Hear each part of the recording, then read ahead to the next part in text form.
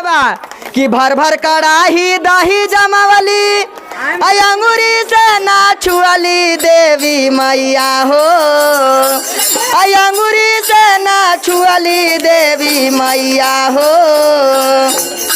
रानी बन के घर आवे में रहली देवी मैया हो।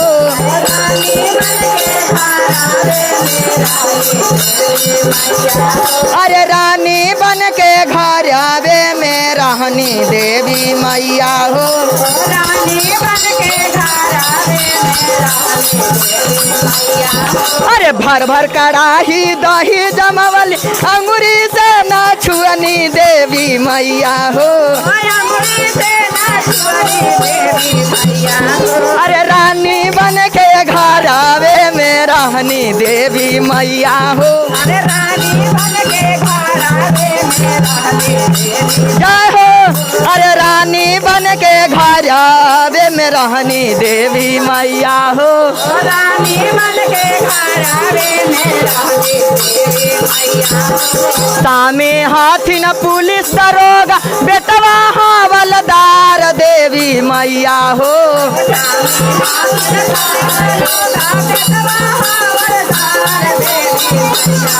अरे सामी हाथी न पुलिस दरोगा बेटवा हवलदार देवी मैया हो।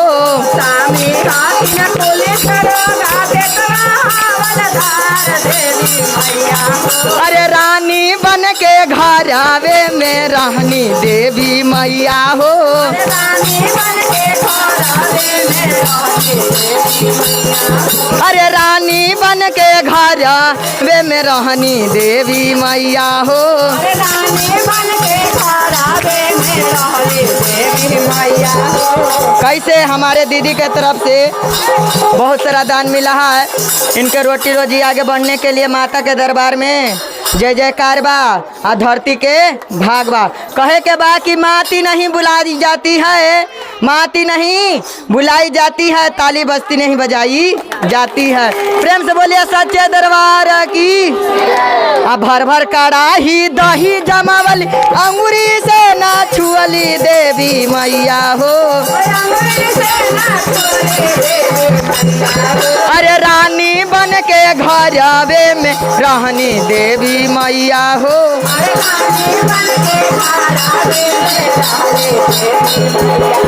अरे रानी बन के घर आवे में रहनी देवी मैया हो।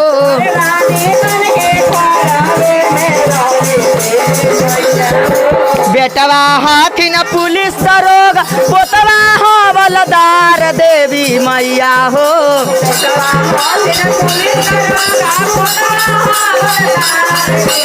कैसे अरे रानी बन के घर आवे में रहनी देवी बन के घर आवे में रहनी देवी मैया हो। अरे रानी बन के घर आवे में रहनी देवी। रानी बन के घर आवे में रहनी देवी मैया हो। ओ भर भर कड़ाही दही जमावल अंगूरी से ना छुअली देवी मैया हो।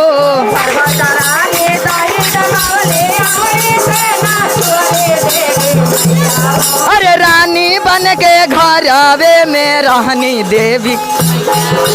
रानी बन के घर आवे में रहनी देवी मैया हो। अरे दमदा हाथी न पुलिस दरोगा नतिया हवलदार देवी मैया हो।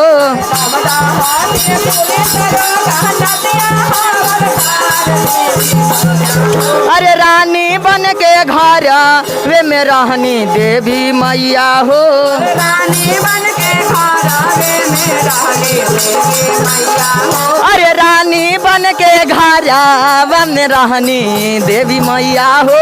अरे रानी बन के घर आवे में रहनी देवी मैया हो। रानी बन के घर आवे में रहनी देवी मैया हो। रानी बन के घर आवे में रहनी देवी मैया हो। अरे भैया हाथी न पुलिस दरोगा भतीजवा हवलदार देवी मैया हो। भैया हाथी न पुलिस दरोगा भतीजवा हवलदार देवी मैया हो। अरे रानी बन के घर घरवे में रहनी देवी मैया हो। रानी बन के घरवे में रहली देवी मैया हो। अरे रानी बन के घरवा में रहनी देवी मैया हो। अरे रानी बन के घरवा में रहली देवी मैया हो। अरे रानी बन के घरवा में रहली देवी मैया हो। सच्चे दरबार की।